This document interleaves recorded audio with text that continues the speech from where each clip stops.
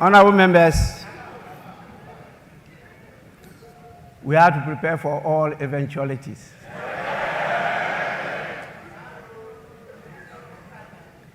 We have the following distinguished dignitaries with us. Definitely, after welcoming His Excellency the President, he is not here alone.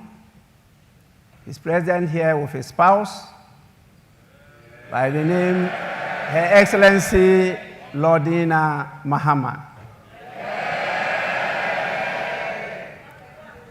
We have the Vice President, Her Excellency Professor Nana Jane Opoku Ajiman.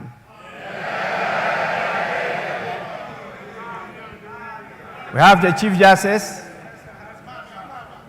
Her Ladyship Gertrude Tokonu.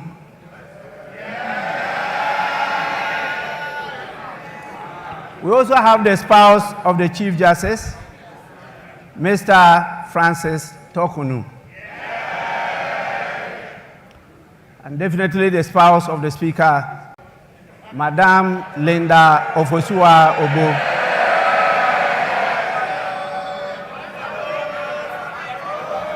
We have the Chief of Staff, Honorable Julius Debra.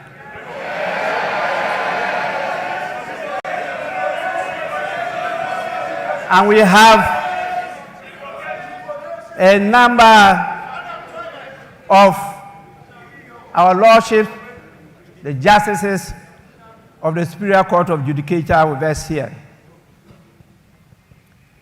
We also have the chairman of the Council of State, our former Speaker, Right Honorable Eduardo Ajahu. And we have the former President, always present, His Excellency John Ajekum Kufuor.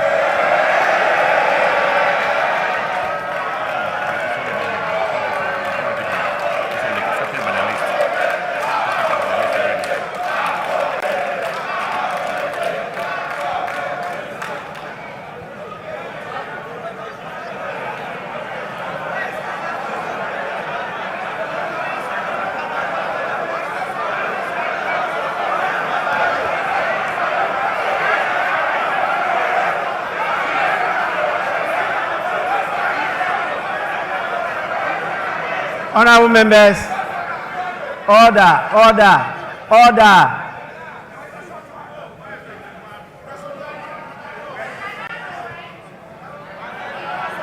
Honorable members, please, we are recognizing those present.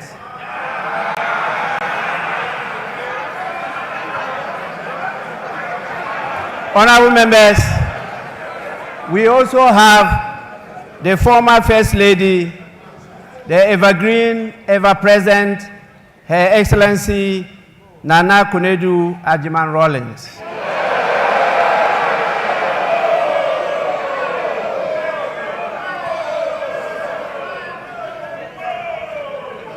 We have with us the National Chairman of the National Democratic Congress, Mr. Johnson Asedu Inketia.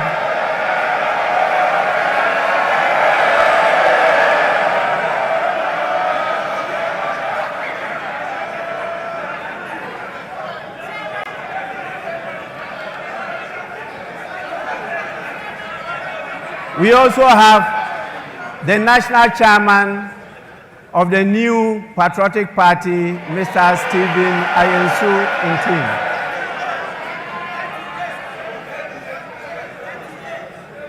We have the General Secretary of the National Democratic Congress, Mr. Fivi Fiavi Kwete.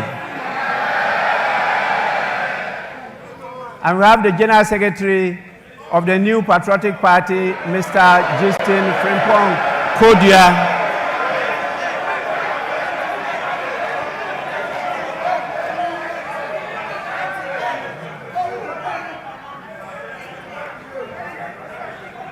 We have, as usual,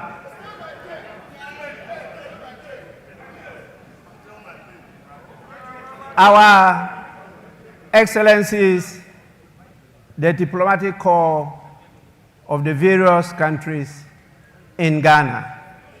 You can see, as usual, they have come in their numbers. We are extremely grateful for your presence. And we have the couples, the heads of the various security services with us. And we have our revered chiefs, queens, and queen mothers with us here. And the various heads of all the religious bodies we have in this country. We'll also have the former clerk to Parliament, Mr. Emmanuel Anyimedu, and the recently outgone former clerk to Parliament, Mr. Cyril Kwabena Oteng Insia. Honorable members, in the meantime, this is the list of the dignitaries that I have who are present here with us. May I now, on your behalf, and with the greatest pleasure, invite His Excellency the President to deliver his message. Your Excellency, you may do so now.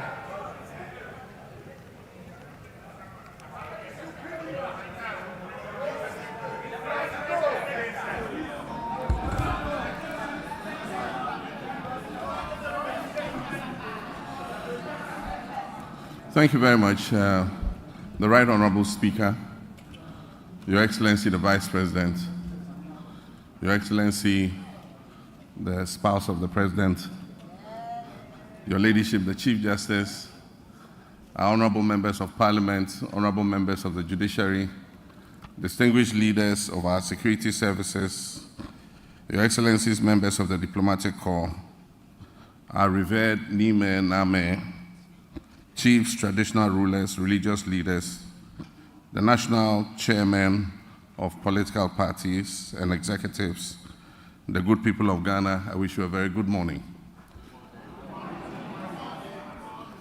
Mr. Speaker, Article 67 of the 1992 Constitution requires that the President address the people of Ghana in whom sovereignty resides on the state of the nation.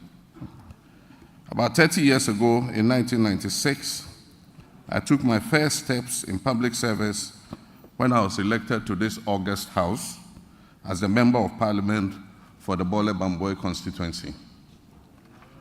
For 12 memorable years, I forged many enduring friendships and alliances while working with colleagues from both sides of the House to shape Ghana's legislative agenda and advance the development of our beloved country, Ghana. It has also been nearly a decade since I said goodbye to this House after delivering what many, including myself, thought at the time would be my final address to Parliament. God Almighty, Providence, and the unpredictability of life have summoned me here once again.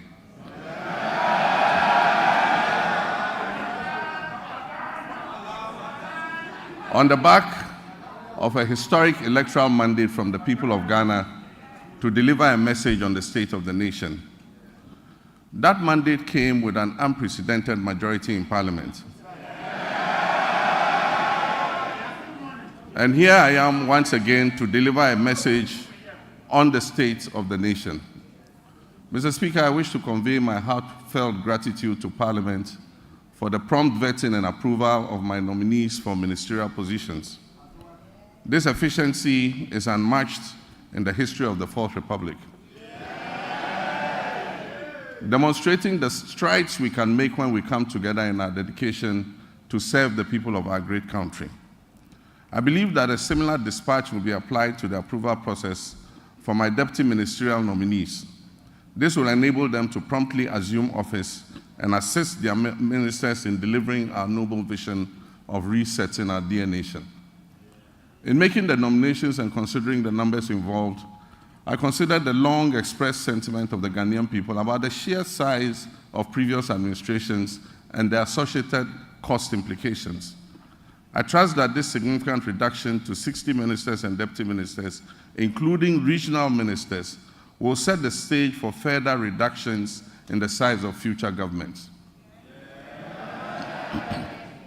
With the inauguration of the Council of State, we can begin appointing the staff of the presidency. I intend to significantly reduce the number of staff compared to what existed under previous administrations. All this is aimed at leading by example in cutting down government expenditure and reducing the budget deficit.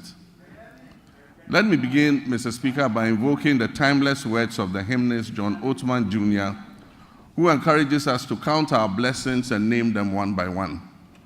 Yes, we're a nation troubled on many fronts, but we also have many blessings, among which is a now firmly established democracy that, for all its imperfections, has enabled 4 peaceful transfers of power in our land.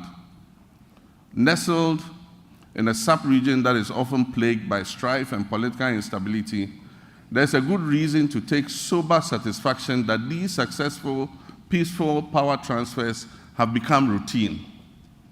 Mr. Speaker, 50 days ago, I took the solemn oath to assume leadership of this country and serve with truth and humility. This was preceded a month earlier by a watershed election that promised to revive our nation's fortunes and give us a new lease of life. The election result gave us an important opportunity to change course and move off the slippery slopes our country had been descending that had caused so much economic pain, suffering, and grief to our people.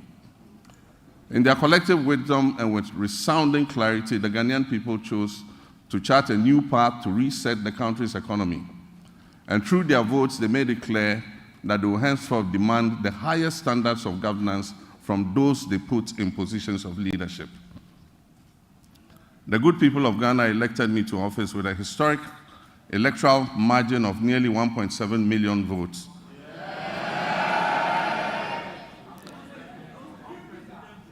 Separating me from my next opponent, giving Ghanaians the first female vice president, Professor Nana Jane Opoku-Agyeman.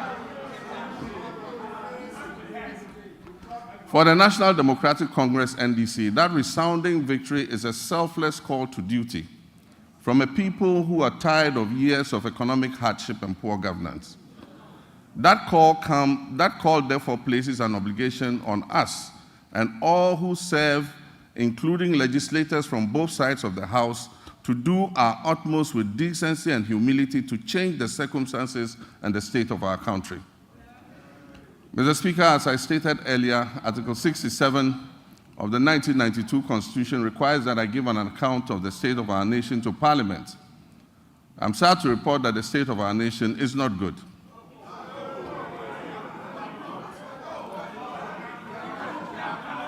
Our economy is in crisis, and our people are suffering unprecedented hardships. Mr. Speaker, we will host a national economic dialogue on March 3rd and 4th.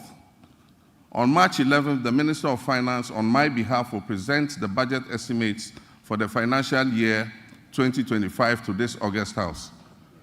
These two events will allow us to present the real state of Ghana's economic crisis to the people. Mr. Speaker, it is not my style to lament and shift blame when confronted with challenges.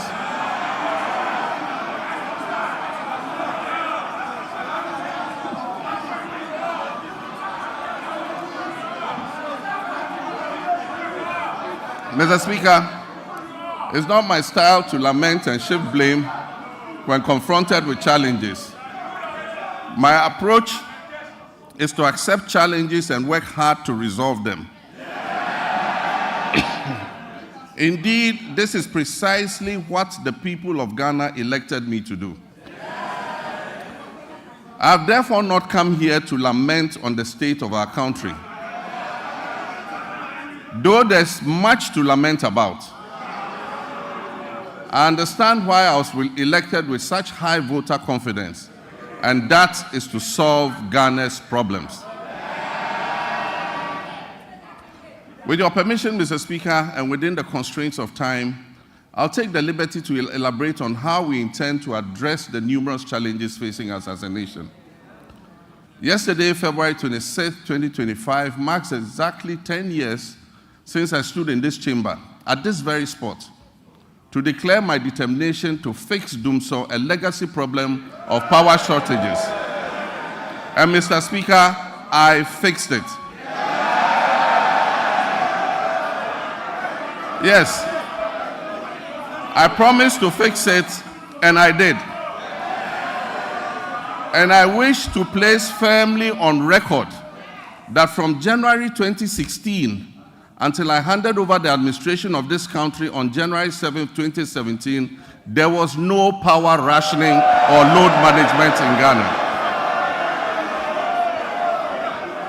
Mr. Speaker, today, inspired by the Almighty God and propelled by the massive mandate given to me by the good people of Ghana, I am moved to make a similar purposeful and bold declaration that I, John Dramani Mahama,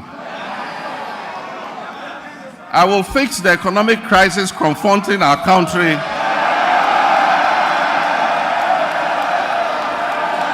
and reset it on a path of growth and prosperity.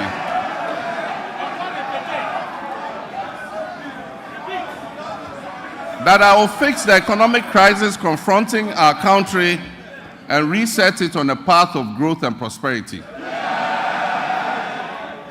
My government, working with you and every Ghanaian, will solve the challenges because we have developed a plan with our people's support. When I decided to run for president again, I did so because of what I knew about the state of our country. I was aware that huge problems awaited me upon assumption of office, but nothing could prepare anyone for the reality of the depths to which our economy and our governance had sunk. Our elders say that a frog's true length can be ascertained only after it has died. Apotrowa ni ehun ne tenten. And how right they were. It is common knowledge that our economy is in dire straits, which is putting it mildly, because an initial assessment of the books we have discovered, after initial assessment of the books, we have discovered that our economic problems are much deeper than was previously known. We have inherited a country that is broken on many fronts. The profundities of the challenges confronting us are staggering. We are saddled with staggering debts and glaring signs of almost deliberate and, in some cases, reckless mismanagement of our resources. Mr. Speaker, not even the restraints of an IMF program were enough for the previous economic managers to exercise prudence in managing our finances. After setting an inflation target of 18% by the end of 2024, the actual outturn was 23.8%, significantly higher than the threshold agreed with the IMF. The Ghana cedi continued its downward slide, losing 19% of its value against the dollar in 2024. It had already in the previous year lost 27.8% of its value. In addition,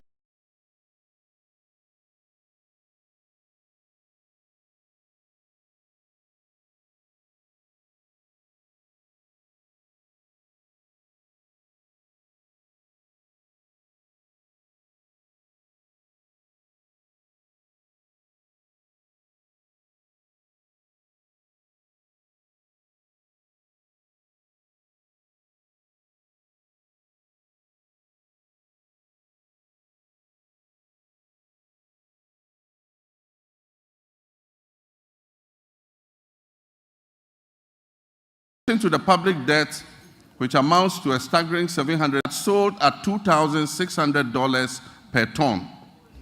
As a result, the then management of Cocoa Board rolled over these contracts into the 2024-2025 season. Honorable members, Mr. Speaker, this implies that for every ton of cocoa delivered this year, in fulfillment of the rollover contracts, Cocoa Board and Ghanaian farmers are going to lose $4,000 in revenue.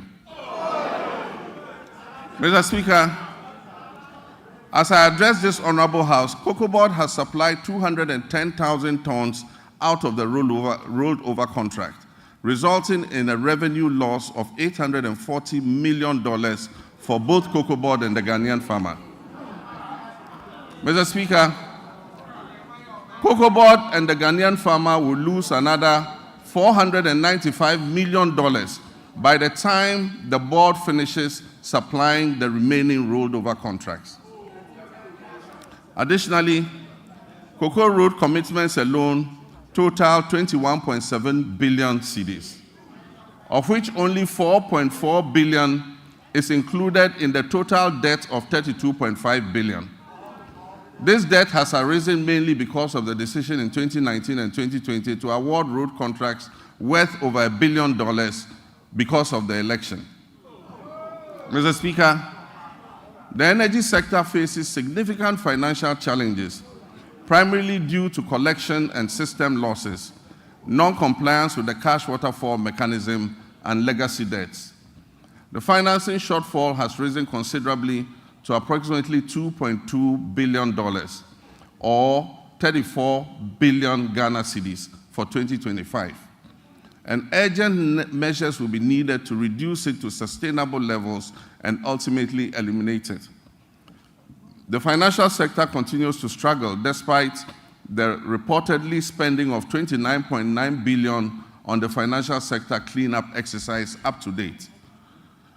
Scant reserves were also left for debt servicing, despite implementing what may be considered the most severe and distressing economic policy in the annals of the Fourth Republic, if not in the entirety of our nation's history. And I'm referring to the domestic debt exchange program. This is in stark contrast to our actions in 2017 before we left office, when we allocated $250 million to the sinking fund handed over to the incoming government to service debts, Ghana's debts. There have been claims that buffers were left for debt repayments, oncoming debt repayment this year. Mr. Speaker, honorable members, let me give you the statement of account for the debt service reserve account, which is also popularly referred to as the sinking fund. This fund shows a balance of only $64,000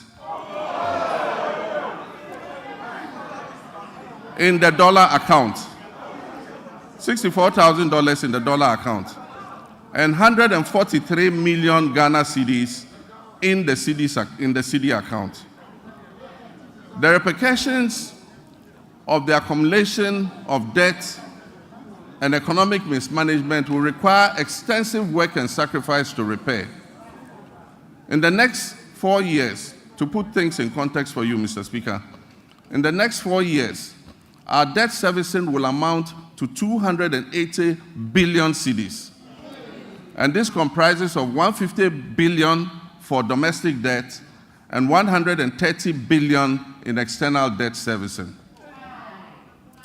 Our catastrophic debt position has also severely impacted infrastructural projects that should have been completed. Currently, there are 55 stalled projects due to the default of debt and subsequent restructuring, with a total value of $2.95 billion not disbursed. The stalling of these projects is expected to result in a cost overrun of about 15 billion cedis. Mr. Speaker, notwithstanding this gloomy background, I remain committed to leading this government and taking every necessary step to reset our economy, getting things back on track, and working with the good people of our country to build the Ghana we want.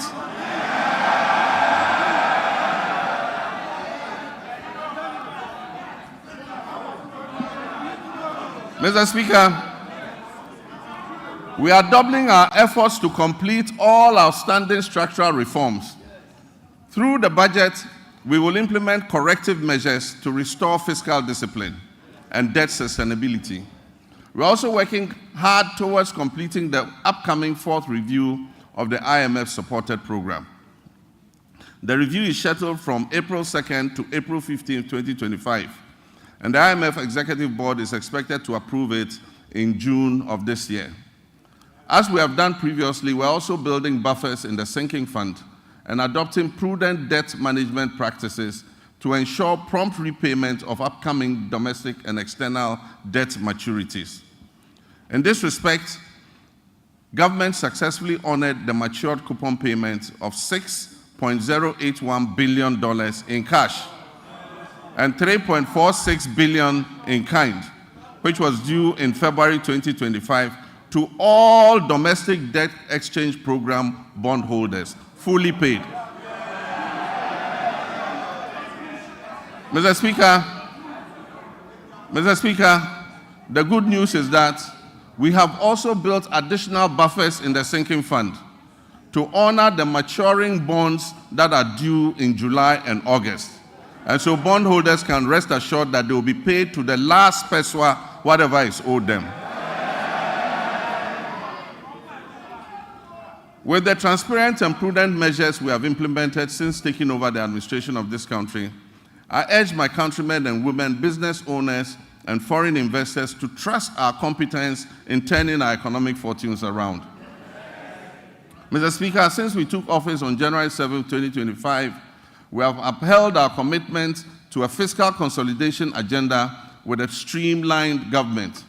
We have eliminated unnecessary expenditures and reduced our reliance on borrowing. Our prudent debt management practices have led to a substantial reduction in interest rates.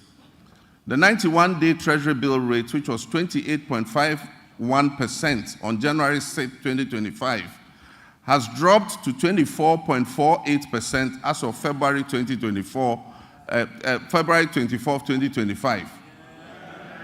Similarly, the 182-day Treasury bill rate, which was 29.07% as of January 6, 2025, has decreased to date to 25.388%.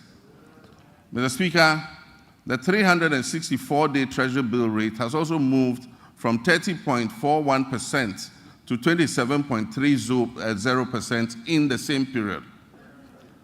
We signed a Memorandum of Understanding with our Official Creditor Committee, OCC, to formalize the debt treatment agreed upon with our official creditors. This marks a crucial step towards Ghana's restoration of long-term debt sustainability. The agreement will enable financial resources to support and strengthen our economic recovery. Mr. Speaker, on February 20th, 2025, the National Tripartite Committee and the Public Services Joint Standing Negotiating Committee concluded negotiations on the 2025 minimum wage and base pay for the single spine salary structure, respectively. I want to use this opportunity to reiterate my sincere gratitude to organized labor and the Ghana Employers Association for the understanding and cooperation in reaching this agreement on the minimum wage and the base pay. On the final day of negotiations, I enjoyed the privilege of joining my comrades, the leaders of organized labor, for the concluding discussions. I'm confident that the sacrifice we have all made this year will significantly benefit our economy's health in the future. We look forward to a positive economic outlook as we restore macroeconomic stability, we encourage exports, we activate the 24-hour economy policy, we implement the $10 billion Big Push policy for swift infrastructure development, we rationalize taxes and foster inclusive growth. The goal is prosperity for all, which must be shared and not the prerogative of a select few.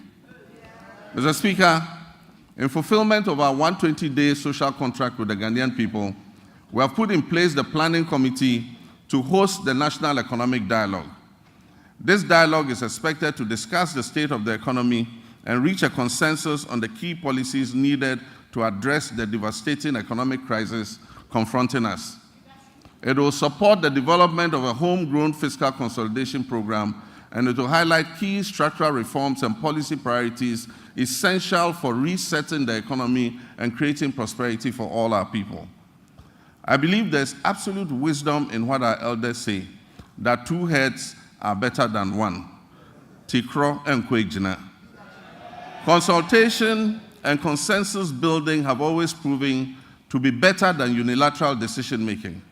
It is my hope, therefore, that our colleagues on the other side of the divide will display love of country and participate in this national dialogue, unlike the boycott of the Senchi Forum in 2014.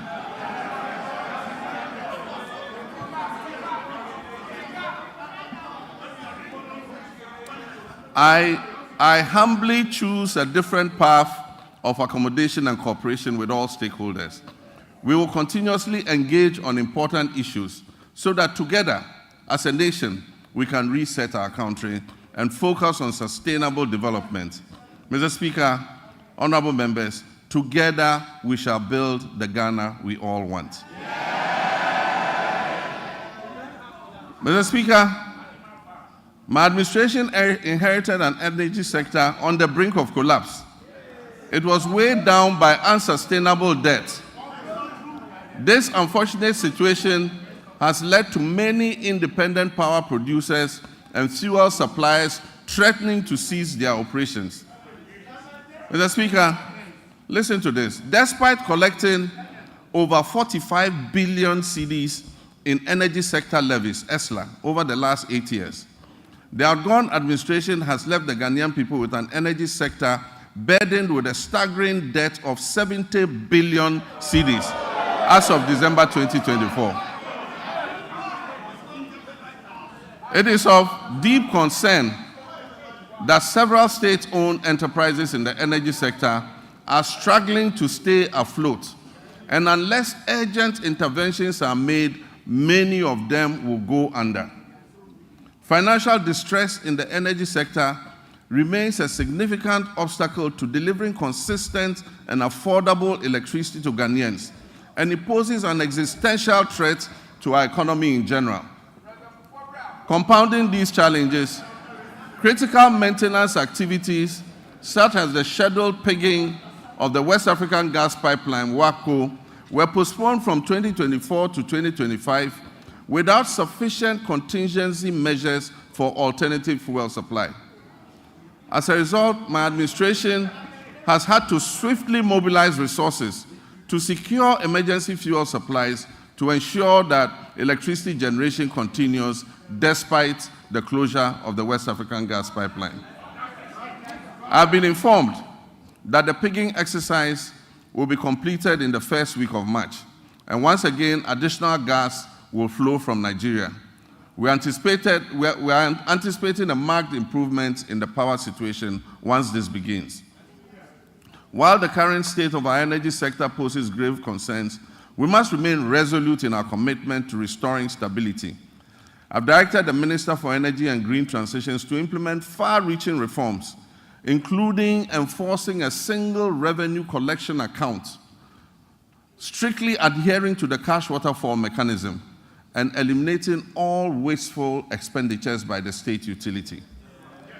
Mr. Minister, Mr. President, Mr. Speaker,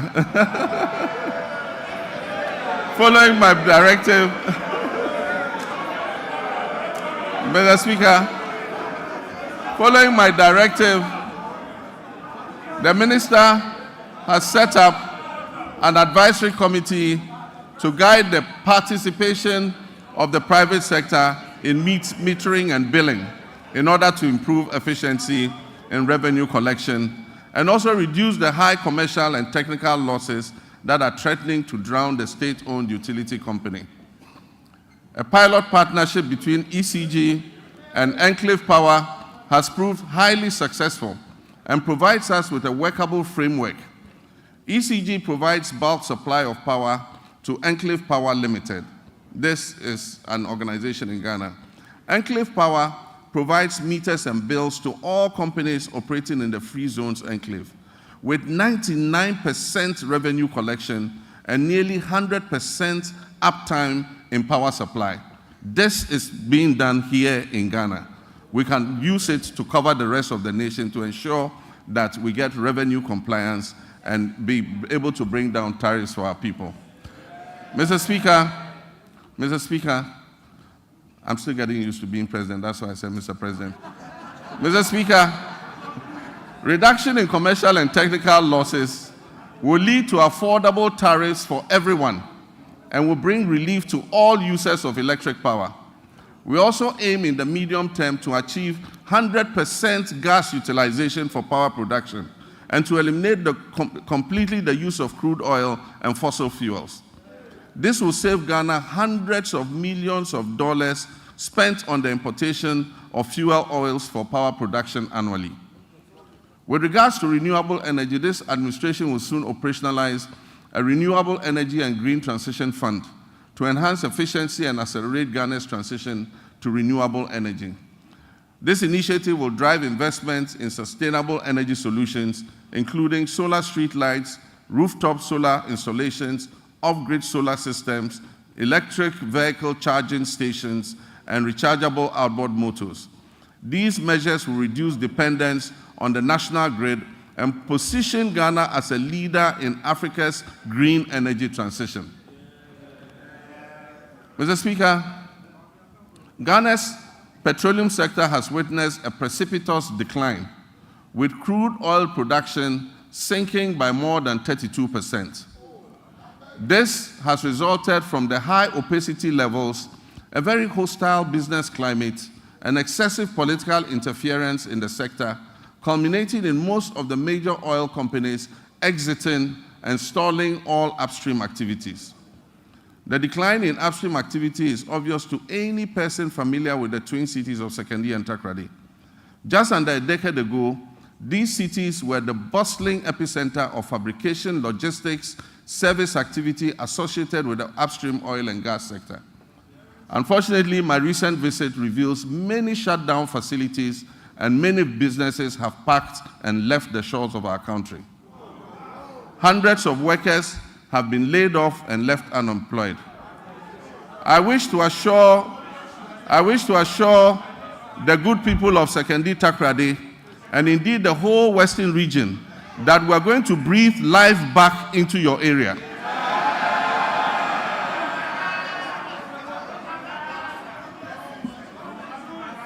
Mr. Speaker, we have already commenced revitalization of our upstream petroleum sector by creating a business-friendly and congenial environment for our partners and other prospective investors who wish to come in.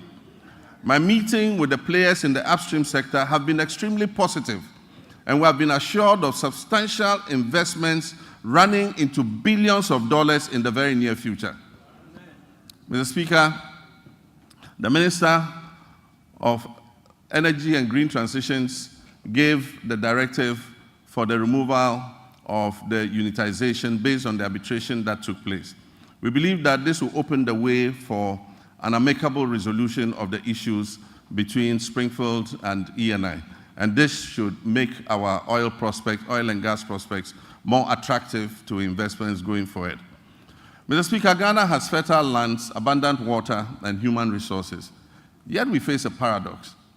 Our food import bill continues to soar, reaching alarming levels of over $2 billion annually. In addition, rising food inflation is burdening households and threatening livelihoods. To address this, we're implementing several well-considered policies to grow the agricultural sector, including agro-processing. This will be backed by reliable power supply to meet our country's needs while advancing exports to earn foreign exchange and strengthen our economy. Mr. Speaker, the Agriculture for Economic Transformation Agenda, AETA for short, will modernize agriculture, enhance agribusiness, ensure food security, it will lower food inflation, it will boost exports, and create sustainable jobs. The Feed Ghana program will increase food production and reduce prices through projects like the Grain Development Project, focusing on rice, maize, and soya bean production. The Vegetable Development Project will target crops such as tomatoes, onions, and pepper. Our Poultry Farm to Table project will eliminate poultry imports and increase local production. Ghana imports 95% of its poultry needs, which costs over $300 million annually. To reverse this trend, government plans to revamp the poultry sector by investing in hatcheries, feed mills, processing, and distribution, working towards eliminating poultry imports. And this is a good one. The Nkukon Kitinkiti project.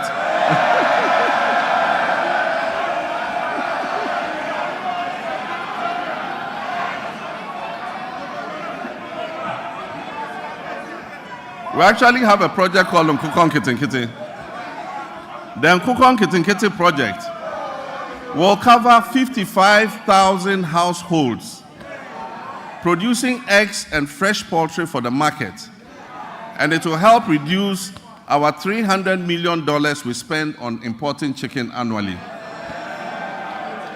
Mr. Speaker, to strengthen the connection between agriculture and industry, we will prioritize value addition, processing, and distribution, and this will position agriculture as profitable and appealing, making it more attractive to our young people.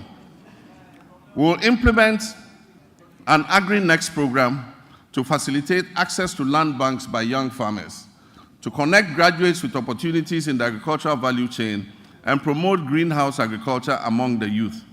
This initiative will benefit approximately 30,000 young people. Mr. Speaker, the Livestock Development Project will also address Ghana's reliance on imported meats by restocking breeding farms and increasing local livestock production, thereby creating jobs and boosting self-sufficiency. For years, access to mechanization, quality seeds, fertilizer, and extension services has been a major challenge to our farmers.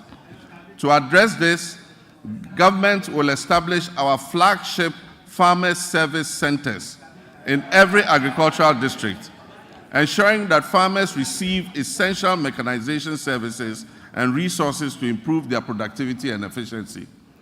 Mr. Speaker, also in the fisheries sector, we implement strategic interventions to enhance productivity and sustainability. Key among these initiatives is the continued enforcement of measures to curb illegal, unreported, and unregulated fishing, which threaten our marine biodiversity and the livelihoods of our hard-working fisherfolk. We have intensified surveillance and monitoring operations, bolstered by the deployment of modern technology and strengthened collaboration with our key stakeholders. In the last month, we have expanded the supply of subsidized premixed fuel to support artisanal and industrial fishers, ensuring affordability and availability. We'll also invest further in modern fish landing sites and cold storage facilities to improve post-harvest handling and thereby reduce losses and enhance the quality of our fish products. Aquaculture development is a key focus of our administration. We'll provide financial and technical support, especially to young fish farmers, increasing fish production and reducing our dependence on fish imports. To increase the value addition in this sector, we'll encourage the establishment of fish processing facilities, create more jobs, and boost exports. Our commitment to supporting women in the fisheries sector remains steadfast as we implement the programs to empower female fish processors and traders with financial capital and capacity building initiatives. While we work hard to fix the economy and provide jobs in all sectors, including agribusiness, one of the biggest crises we face in this country is youth unemployment. Youth unemployment has led to despair and frustration. The latest estimates show that up to 2 million of our young people are unemployed. This poses a major security risk for our country and requires urgent attention. To bring much needed focus to the desperate and widely scattered youth employment programs and to ensure stricter accountability in their implementation, I have set up the Ministry for Youth Development and Empowerment in furtherance to the promise I made in the campaign. This ministry, that is the Ministry for Youth Development and Empowerment, is mandated to formulate, coordinate, and monitor policies and programs to to promote youth development and empowerment in this country. Mr. Speaker, as part of our Operation Recover All the Loot policy,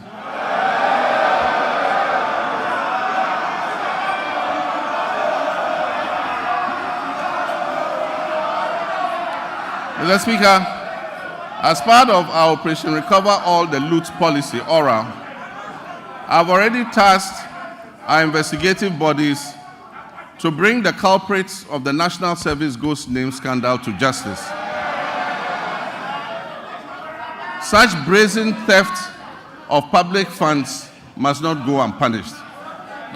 It is estimated that the criminal addition of some more than 80,000 ghost names could have yielded the suspects over 50 million Ghana cedis every month. Unfortunately, some of these suspects are believed to have absconded from the country already. I have directed that they be declared wanted and their assets traced and frozen until investigations are completed.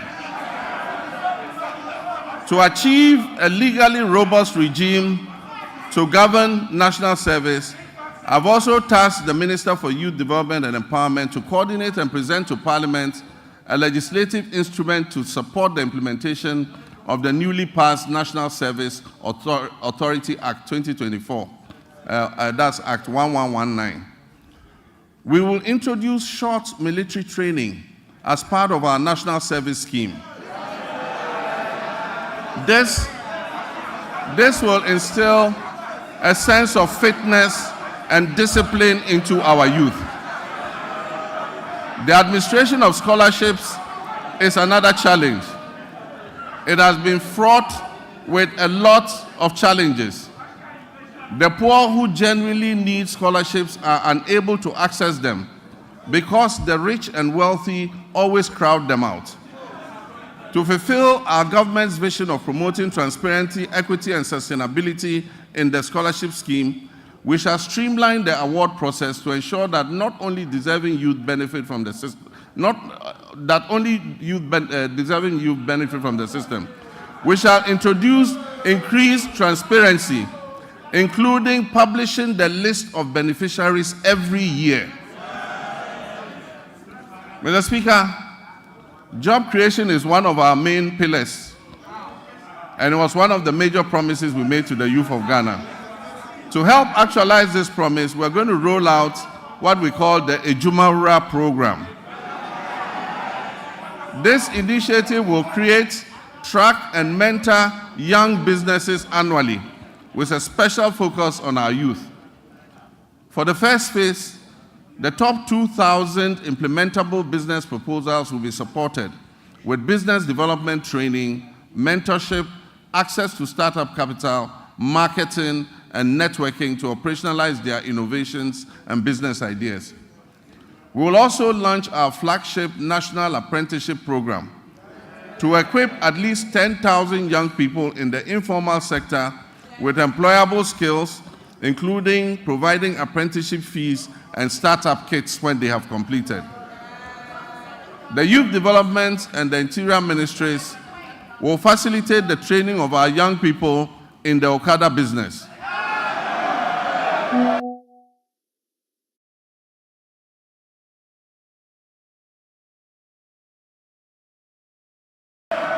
In areas such as road safety regulations and digital skills, as well as facilitating the acquisition of motorbikes. We will introduce electric motorcycles on a high purchase scheme to eliminate the use of petrol and make their businesses more profitable.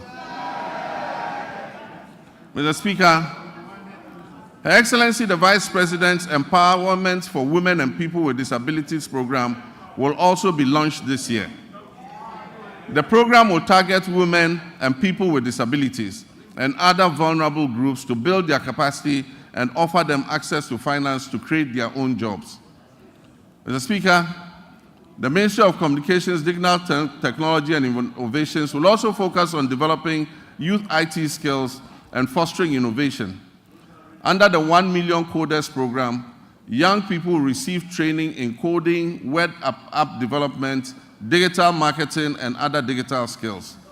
This initiative aims to equip them with the necessary skills for employability in the digital ecosystem. We must provide meaningful and relevant education to prepare our youth for today's technology-driven job market. Despite various reforms, issues related to low-earning incomes persist within Ghana's educational system. I'm committed to ensuring that quality education remains a top priority. The system we have inherited is outdated in many ways and must be realigned to meet the needs of the 21st century and the fourth industrial revolution.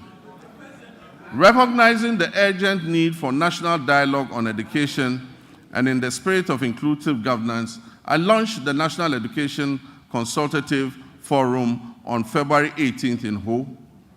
I look forward to the recommendations which we will incorporate into our sectoral policy reforms. Mr. Speaker, even though Article 38 of the Constitution guarantees equitable access to education across Ghana, 30 years after the Free Compulsory Universal Basic Education FQ program was implemented, its full objectives remain unmet. To tackle this issue, government will redefine the scope of basic education and introduce the Zero to Hero initiative to enhance foundational literacy and numeracy. Additionally, ICT training will be integrated into early childhood education at the basic level. Over the next 3 years, it will be expanded to cover at least 300 classrooms, 30 centers of excellence, 1,000 teachers and district teacher support teams focusing on the teaching of mathematics and literacy. This year, the Ministry of Education will fully implement a new curriculum for senior high technical schools and STEM schools, introduce a standardized national sign language for hearing impaired learners from kindergarten to SHS, and review the kindergarten and primary school curriculums. To increase access to quality education, we will scale up our social intervention programs like the capitation grants, the feeding grants for special schools, and the government's BECE registration initiative. Mr. Speaker, to promote inclusion and equity, the government will enhance and resource the Islamic Education Unit to recruit more Islamic and Arabic tutors for English-Arabic schools. We will establish STEM and TVET schools in underserved and peri-urban communities. We will provide scholarships to brilliant but needy students in deprived communities, especially for study in law, medicine, and engineering. We will support Islamic colleges of education with infrastructure and logistics, and will enroll youth in Zongo and deprived urban communities in the National Apprentice Program and offer free technical and vocational training. Mr. Speaker, it is important to continue to retain and motivate our teachers in all schools, especially in the rural areas. Government will begin plans for the implementation of the 20% allowance for teachers who agree to serve in rural schools. District assemblies are going to be involved in this scheme to ensure that the teachers are present and teaching in the schools that are selected. This scheme will reward such teachers for their sacrifices and ensure quality education nationwide, not only in urban centers. Mr. Speaker, as part of our Teacher Dabre initiative, the construction of teacher accommodation units to improve welfare and attract teachers to rural areas will commence this year. Mr. Speaker, no new school will be built in this country without teachers' accommodation. Mr. Speaker, honorable members, once again for emphasis and for the record, I, John Dramani Mahama, President of the Republic of Ghana, will not cancel the free SHS program.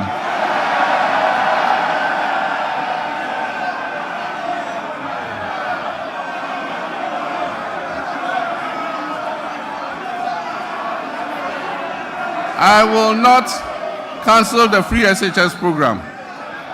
I am determined to make it better by improving its implementation. And also, for the record, students who have benefited from the free SHS since its inception are about 3.4 million. The figure of 5.1 million beneficiaries, as put out by the previous administration, was an exaggerated and false narrative calculated to achieve political credit. Mr. Speaker, while the free SHS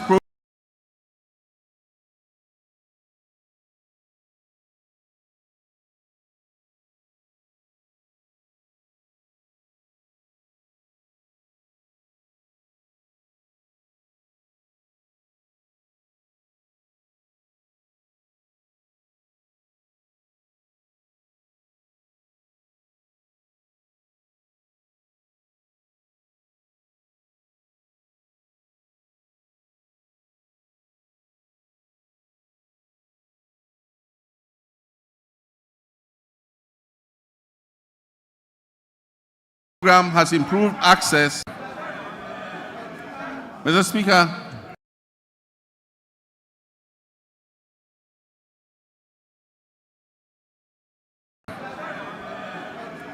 Mr. Speaker, the double track system remains a challenge, and we are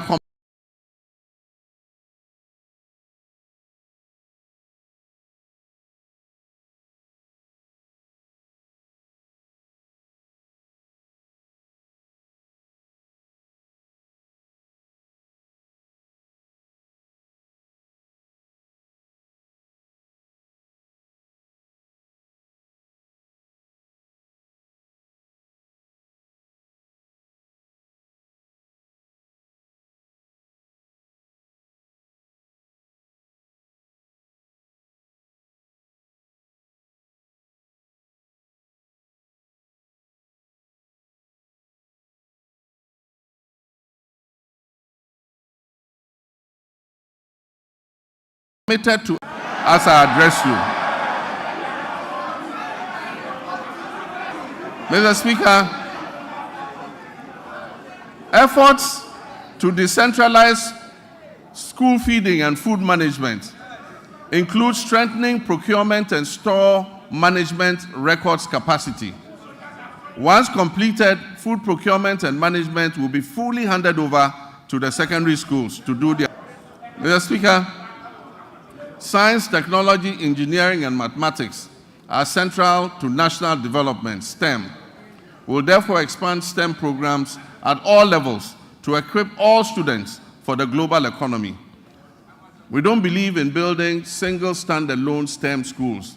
We believe that STEM must be part of the curriculum of every secondary school. Mr. Speaker, regional TVET centers of excellence will be established to provide practical skills. Every region will get a TVET center of excellence to expand technical and vocational education training. Mr. Speaker, honorable members, Ghana has consistently missed its gross tertiary enrollment targets with a rate below 22%, far from the 40% goal that has been set by 2030. Despite over 460,000 secondary graduates coming out annually, 55% qualify for tertiary education, and only 35%, 161,000 of the 460,000 enroll in tertiary education, leaving over 300,000 without access. To address this, government is introducing a no-fee stress policy to eliminate tertiary admission fees, which currently serve as a barrier to higher education for some students. This will be supported by an enhanced student loan scheme, which is called the Student Loan Plus. The no-fee policy will also cover all persons with disabilities.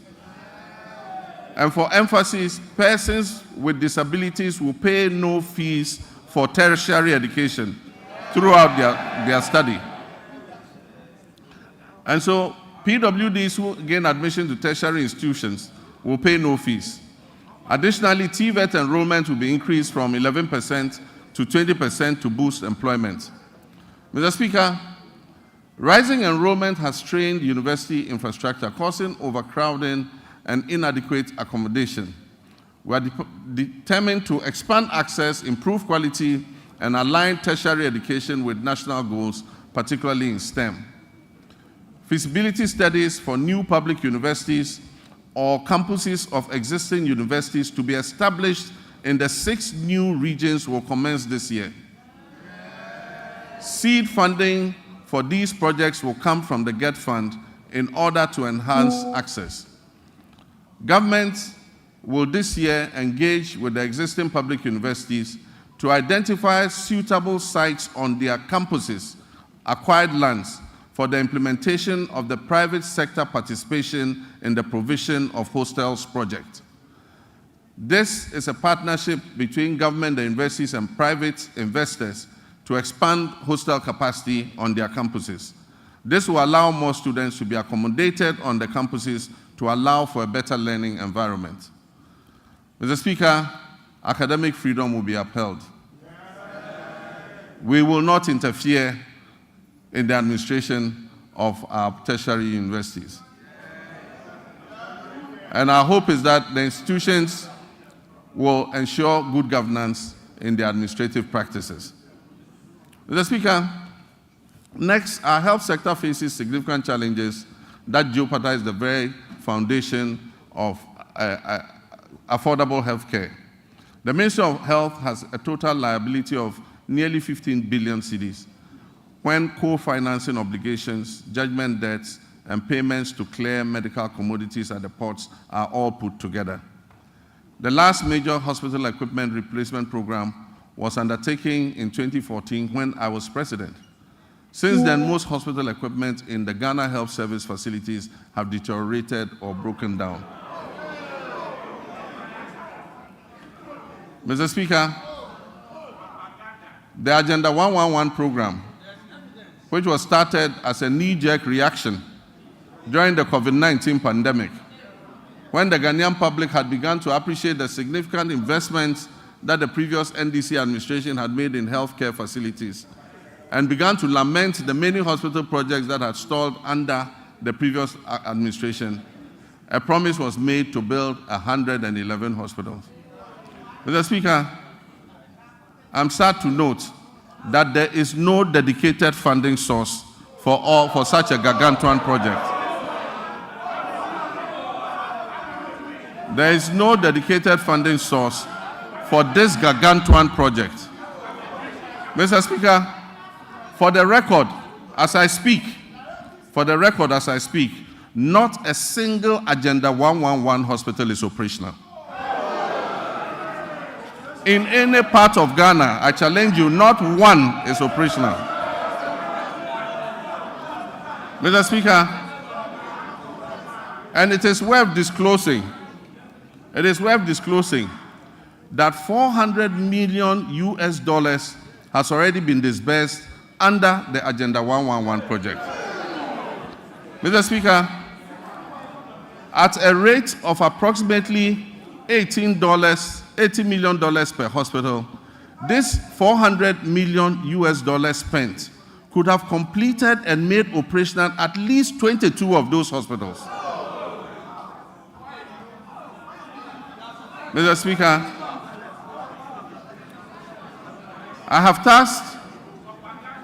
I believe that the money should have been focused on completing a number of hospitals and making them operational instead of spreading it over the current 111 hospitals. As I speak, some are at the foundation level and not a single one is operational.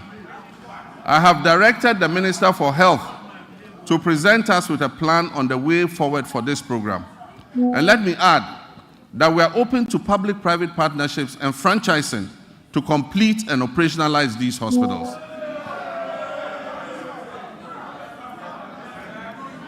Mr. Speaker, one of the most pressing issues confronting our health sector today is the USAID's sudden 90-day pause in services without prior notice and the looming threat of complete withdrawal of programs that do not align with the USA's strategic interests. Programs that will be affected include the delivery of medical commodities to regional medical stores and health facilities in the Upper West, Upper East, Northern, and Savannah regions. USAID support for the National HIV/AIDS Control Program includes the supply of antiretroviral therapies in the Western, North, and Afro regions. These will also be affected. The withdrawal puts at risk approximately $78 million in earmarked funds for malaria, maternal and child health, nutrition, and HIV/AIDS.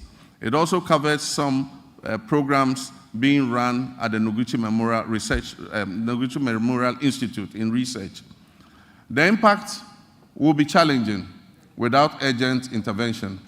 I've therefore directed the Minister of Finance to make immediate financial arrangements to mitigate this loss, and I expect that this will be reflected in his budget, which will be presented to this House next month, on March 11th. Working with the NHIA, will revive the Onuado mobile healthcare vans. These vans will provide OPD, ophthalmology, dental, ENT, cancer screening and care in the remote and most vulnerable communities in our country. An earlier attempt to provide mobile health facilities was abandoned after the change of government in 2017. Mr. Speaker, public health experts are grappling with the conundrum of new diseases and re-emergence of old diseases. The unpredictable nature of disease outbreak suggests we must make our health systems more resilient to shocks. Since October last year, Ghana has faced a severe cholera outbreak. As of February 17, 2025, I'm sad to report that 6,300 suspected cases, 545 of these cases were confirmed to be cholera, and unfortunately, we lost 49 of our compatriots. The outbreak has affected 118 districts across the Greater Accra, Central, Western Ashanti, and Eastern regions. To control the situation, we have launched an aggressive vaccination and public education campaign, among other interventions. Mr. Speaker, sanitation within the context of infectious disease outbreaks, personal hygiene, and environmental sanitation must be a major priority for us. Our cities and towns must be made cleaner than what we currently have. We commit to right the wrongs and keep our cities and communities clean through appropriate investment, supervision, and performance tracking in the sanitation sector. Mr. Speaker, as I speak, the Upper West region is facing a severe meningitis outbreak. And I know, Mr. Speaker, you have made an important contribution to ameliorate the situation in your region, and I commend you for that.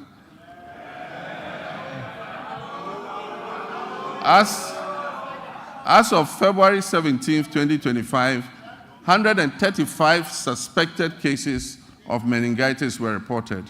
22 of those cases were confirmed, and unfortunately, 16 deaths have been reported across 10 districts. We've instituted free treatment for affected persons and deployed a strong national team of health experts to encourage early reporting to health facilities of suspected meningitis. Mr. Speaker, as outlined in the 2024 manifesto of the NDC, my administration is actively developing the framework for the rollout of the free primary health care program. When fully implemented, this initiative will mark a significant step towards Ghana achieving goal number 3.8, which is universal health coverage of the SDGs, by eliminating financial barriers to basic health care access. Also in line with our 120-day manifesto commitment, the composition of the technical committee is far advanced, with plans to establish the Ghana Medical Trust Fund, also known as Mahama Cares, in the coming weeks. Mr. Speaker, honorable members, this fund will be dedicated to financing the treatment of non-communicable diseases, which have seen a significant rise over the past decade. As part of this initiative, the government is committing to allocate financial resources towards this project in 2025, with further support to be mobilized from private sector partners to ensure the sustainability of the fund. Once operational, the Ghana Medical Trust Fund, otherwise known as Mahama Cares, will directly address the financial burden of patients who require dialysis treatment, cancer care, and other critical, non-communicable disease-related interventions. Together, the free primary health care, which will focus on early detection and prevention and treatment, and the Ghana Medical Trust Fund program, which will focus on relieving the financial burden of treating non-communicable diseases, will help to revolutionize Ghana's healthcare system by improving healthcare accessibility and outcomes and enhancing productivity and well-being across the country. Mr. Speaker, Ghana will become the pharmaceutical manufacturing hub of West Africa. And my previous record in government speaks for itself. When I injected funds into Ghanaian-owned pharmaceutical companies to expand their production capacities. Mr. Speaker, as this exciting phase unfolds under the 24-hour economy initiative, we must strengthen every aspect of our pharmaceutical industry. And this includes the Food and Drugs Authority and the Customs and Security agencies in order to avert the use of fake drugs and the importation of illicit drugs into our country. We await thorough and unbiased investigation into the alleged opioid pill importation into Ghana and other West African countries. The outcome will be shared, and I can assure you necessary action will be taken. Mr. Speaker, as a social democrat, I'm resolutely committed to eradicating all forms of discrimination in our society. Our vision is to foster fairness and cultivate an inclusive environment where everyone can engage fully and equally in social, economic, and political life. With my Vice President, the history-making Professor Nana Jane Opoku-Agyeman, we will engage with all stakeholders, including our development partners and civil society organizations, to prioritize gender equality, equity, and social justice. We will establish strong social protection mechanisms and enhance legal safeguards for women, girls, and other vulnerable groups. Our initiative would include enacting comprehensive laws and policies designed to dismantle harmful social norms, to enhance access to crucial resources and opportunities, particularly for young women, and reduce overall vulnerability within our society. Mr. Speaker, I'd like to take a moment to commend you and this House for your unwavering support and guidance, which were instrumental in passing the Affirmative Action Act of 2024, Act 1121, during the 8th Parliament of the 4th Republic. My government is dedicated to successfully implementing this act to ensure gender equity across the political, social, economic, educational, and cultural spheres. The Ministry of Gender, Children, and Social Protection is actively collaborating with relevant stakeholders to guarantee that this act is fully operational, including attaining the 30% target quota for women in political appointments. I'm pleased to report that women currently make up 23.21% of all appointments, and we are diligently working towards reaching the targets set forth in Act 1121. I'm, however, concerned about achieving gender balance, especially at the local government level. Very few women have mastered the courage to apply for the positions of metropolitan, municipal, and district chief executives. And unfortunately, the few who have courageously applied have been edged out on very flimsy and parochial grounds. It is my hope that the National Constitution Review Conference will clear a pathway for the election of DCEs. The Gender Ministry will then be obliged to encourage and support more women to apply and stand for these elective positions. In our pursuit of empowering women, Mr. Speaker, we'll establish the Women's Development Bank. This will be a specialized financial institution designed to support businesses owned and led by women through the provision of low-interest loans and tailored financial services offered under very flexible terms. Consultative processes are underway to ensure the successful launch of this bank. And as part of our 120-day social contract, the Minister for Finance is going to allocate initial funding for the Women's Development Bank in the upcoming budget that will be presented to this House.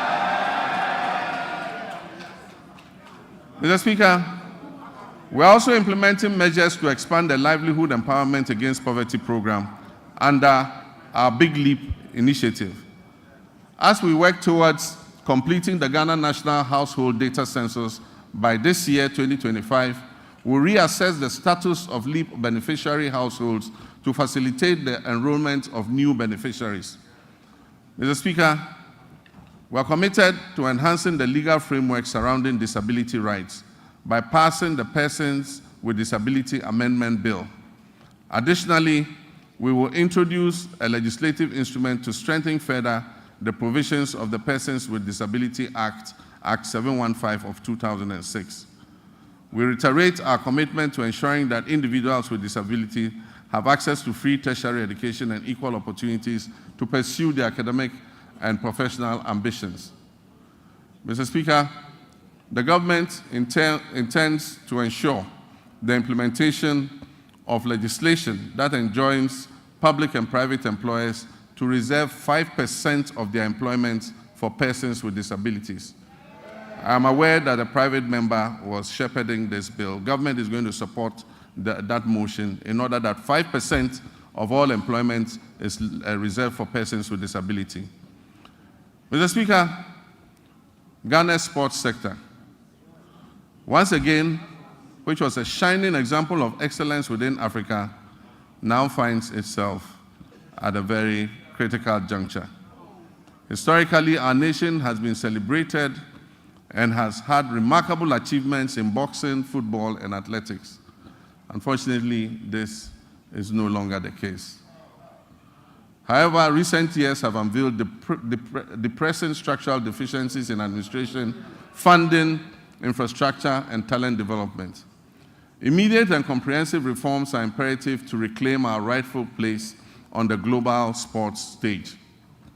Mr. Speaker, we will develop a comprehensive national sports policy to align with international norms.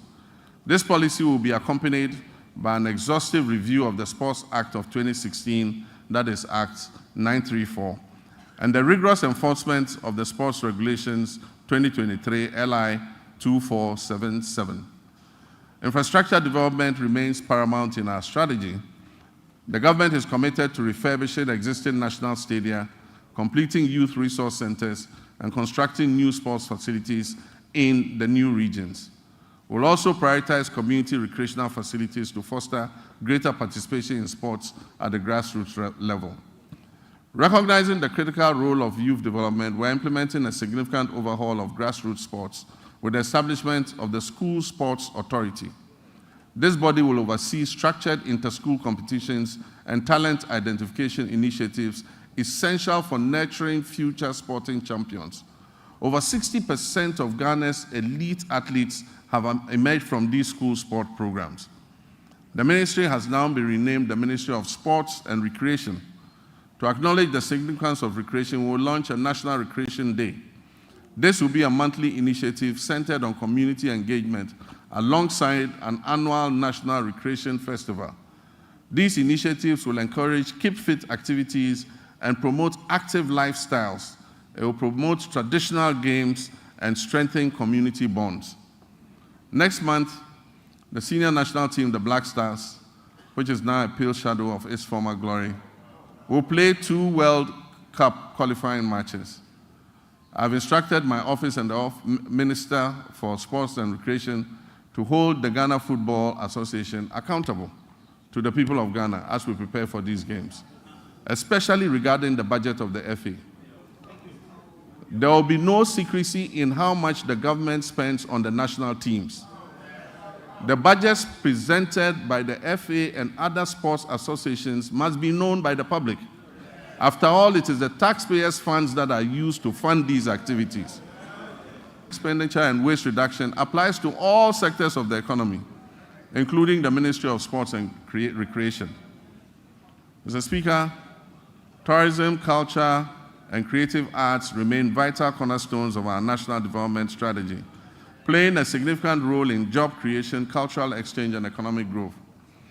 In recent years, the ministry has launched transformative initiatives to position Ghana as a premier global destination, and this is positive. These positive initiatives aim to harness the country's rich cultural heritage, natural beauty, and our dynamic creative sector. Our flagship initiative, the Black Star Experience, aims to establish Ghana as the gateway to Africa for the global diaspora, featuring thoughtfully curated cultural, historic, and creative arts experiences in collaboration with the private sector, diplomatic missions, ministries, departments, and agencies. Our aim is to position the Black Star Experience as a uniquely Ghanaian tourism brand. The Pan-African Month will be a part of the Black Star Experience. It will include street carnivals, a film week, a fashion festival, a food fair, theatrical and drama performances, concert party competitions, and monthly domestic tourism destinations. We will strategically promote meetings, incentives, conferences, and exhibition tourism to diversify our tourism offerings. Ghana's peaceful and democratic environment positions us as an attractive hub for international summits, business conventions, and high-profile gatherings. We must capitalize on this unique advantage to maximize our benefits and strengthen our reputation as the country that is closest to the center of the world. We're also committed to revitalizing the Accra Marine Drive project, a significant urban redevelopment initiative which was designed to transform approximately 241 acres of Accra's coastline into a vibrant tourism and economic hub. Although the cabinet approval for this vital project was achieved during my presidency in 2016, progress has stalled.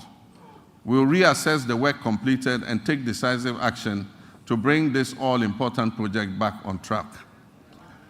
We will develop the Osu Castle, the former seat of government, and the area around it as a tourist attraction.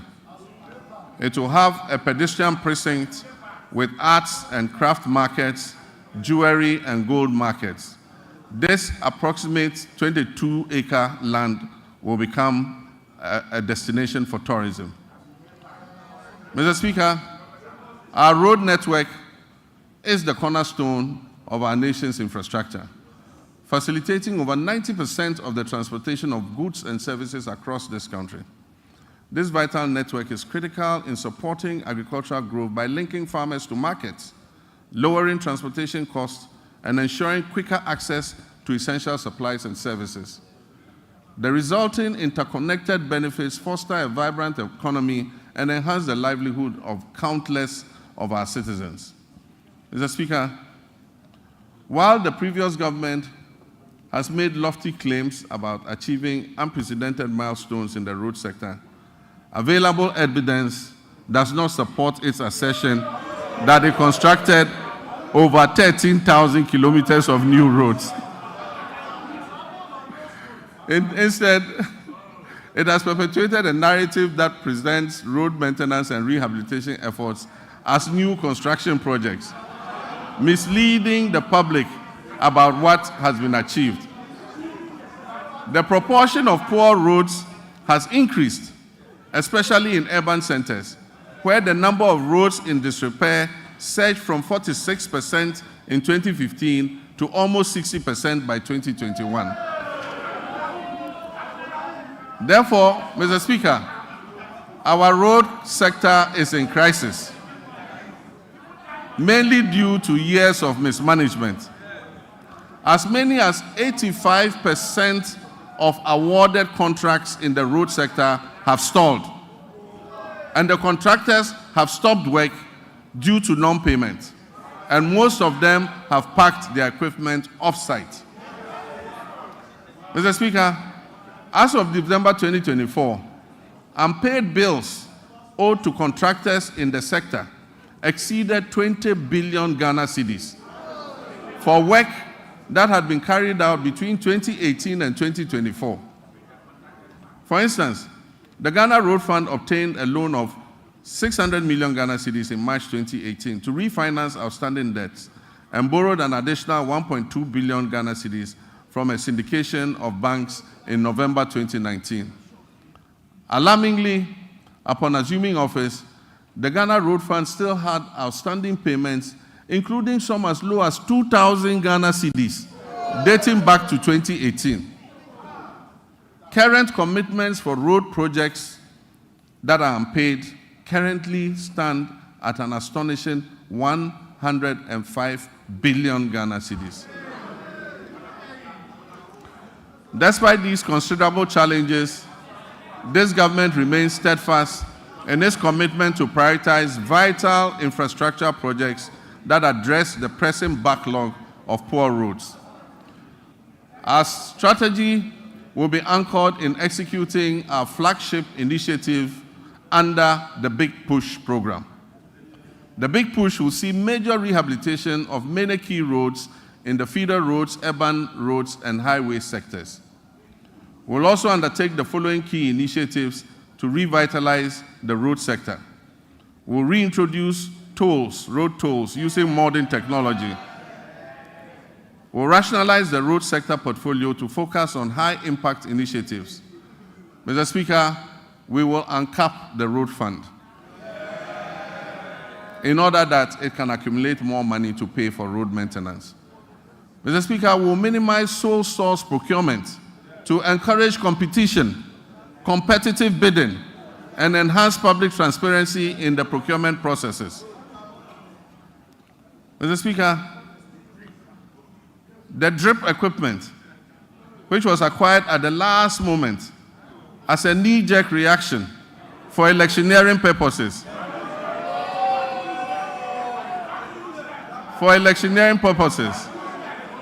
will be reorganized into regional mobile maintenance units to provide emergency road works in the regions. Mr. Speaker, I've realigned the Ministry of Transport to oversee 4 modes of transportation: aviation, maritime, inland water transport, road transport, and railways. The government will commission a feasibility study to develop coastal water transport services.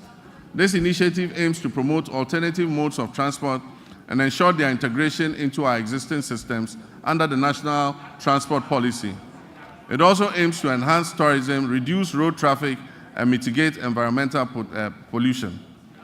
Motorcycles and tricycles, commonly known as Okada, hold significant potential as a more convenient, timely, safe, and cost-effective mode of transport.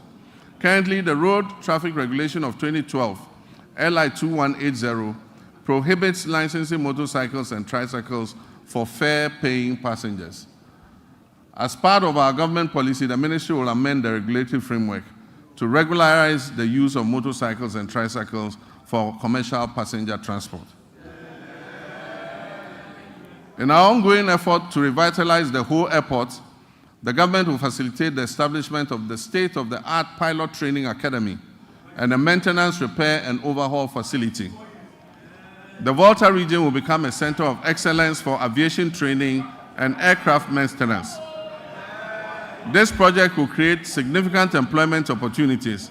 It will stimulate economic growth and bolster tourism in Ho and the surrounding communities. I have directed the airport company to release 10 acres of land at the Ho airport for this purpose. Mr. Speaker, with the completion of the Tema-Mpakadan rail line, the government will launch passenger services between Tema and Adome. We will also begin developing the necessary infrastructure on the Volta Lake to facilitate freight transport between Tema Port and Bupe as part of our Eastern Corridor multimodal transport system. The Western Railway line will continue to be modernized in partnership with the private sector. This initiative aims to support the efficient transport of bulk cargo and minerals from the mines in Nsuta, Awaso, and Yinehin to the Takoradi port, while providing passenger transport along the Western Corridor. Mr. Speaker, the last attempt by the previous administration to re-establish a national airline has failed. We will reopen a transparent process that will receive expressions of interest to invite competent established partners to work with us to establish a national airline. We believe that an efficient national carrier can help reduce fares on routes where external carriers are currently enjoying a monopoly. Mr. Speaker, our communications and digital technology initiatives focus on expanding our national digital infrastructure to stimulate innovation and enhance public service delivery. We're also dedicated to improving access to information and communication technology, promoting the digital economy, ensuring inclusive and equitable growth across all sectors. Nevertheless, the sector faces several significant challenges that hinder our progress, and these include insufficient infrastructure for delivering weather and climate services across all time zones, fragmented and uncoordinated databases, outdated legislation and policies that do not keep pace with a rapidly evolving sector, a lack of adequate technology to effectively detect, prevent, and respond to cybersecurity threats, and a daunting debt burden of almost 2 billion cedis. To revitalize this sector, government is committed to reviewing existing laws and policies to better align them with emerging technologies such as artificial intelligence, big data, Internet of Things, and machine learning. Additionally, we'll develop and expedite the enactment of the Kofi Annan Center of Excellence Bill. This legislation will establish the necessary framework for the center to concentrate on research and development, consultancy services, and capacity building. Mr. Speaker, access to safe and reliable water and affordable housing significantly enhances the well-being and quality of life of our people. These elements are integral to our reset agenda and fundamental to our vision to build the Ghana that we all want. However, the water sector in Ghana faces considerable challenges, including illegal mining activities that contaminate fresh water sources, rendering them unsafe for drinking and agriculture. This alarming situation highlights the critical need for a decisive and ongoing effort to combat illegal mining, to save our environment and our public health. Government will prioritize completing new and ongoing water projects to improve access to safe drinking water. This commitment should be good news for the people in the Keta, Adaklu, Wenchi, Sekendi Takrade, Asankragwa, Sehwiwioso, Dodoaso, Kweman, Damfa, Goso, Dwabeng, Aveime, and Edubamso. We'll also tackle critical water projects in Damango, Tamale, Yendi, Sunyani, Techiman, and Takwa to ensure broader access to potable water nationwide. Mr. Speaker, Ghana has a coastline that stretches approximately 550 kilometers. 2/3 of this coastline is threatened by tidal wave erosion, which impacts nearly 30% of Ghana's population. Rising sea levels have exacerbated vulnerabilities in coastal areas, leading to flooding, habitat loss, and community displacement. Consequently, coastal protection has emerged as a critical national priority.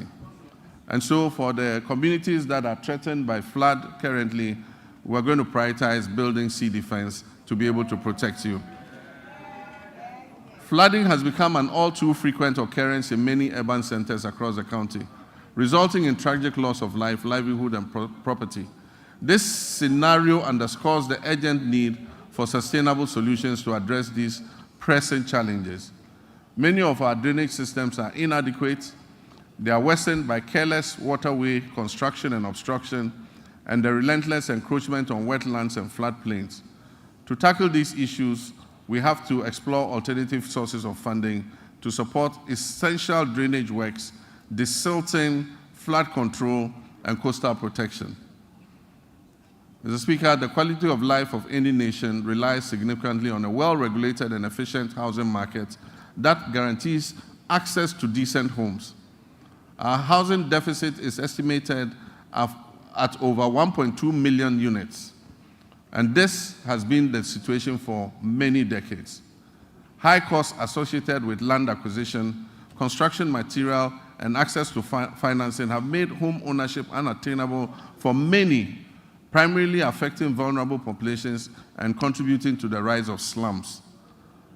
This government is steadfast in its commitment to complete all ongoing housing initiatives, beginning with the Saglemi Affordable Housing Project. We'll also implement a low-cost social housing project supported by a district housing scheme. This project aims to remove the financial barriers to home ownership.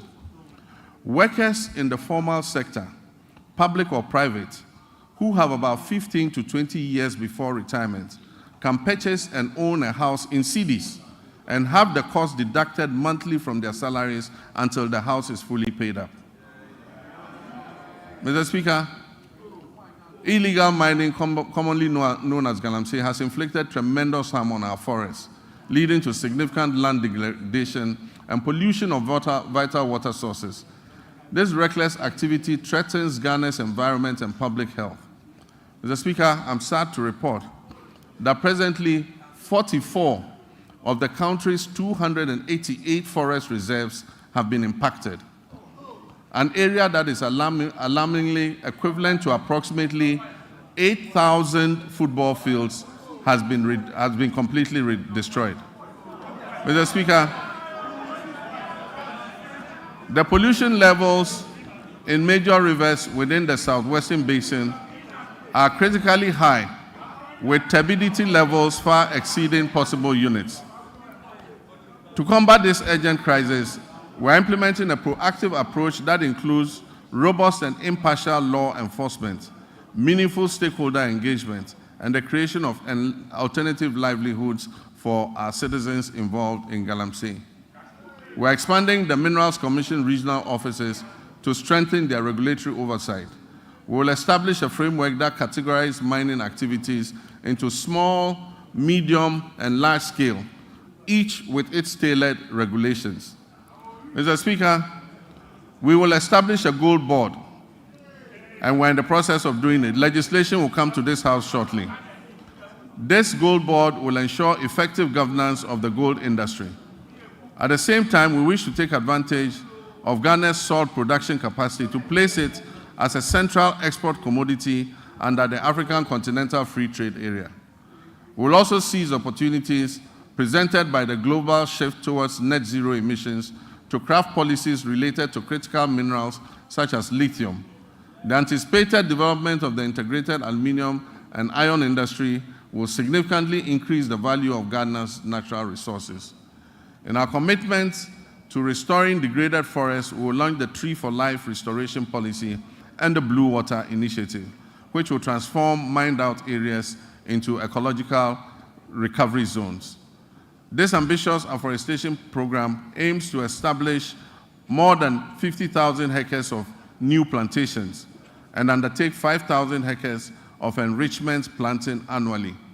We'll also implement public sensitization campaigns to foster sustainable forest management practices and uphold the Wildlife Resource Management Act. We're going to involve school children and the general public in tree planting and tree growing. Mr. Speaker, comprehensive reforms will be introduced to enhance transparency and efficiency while ensuring tenure of security in land administration.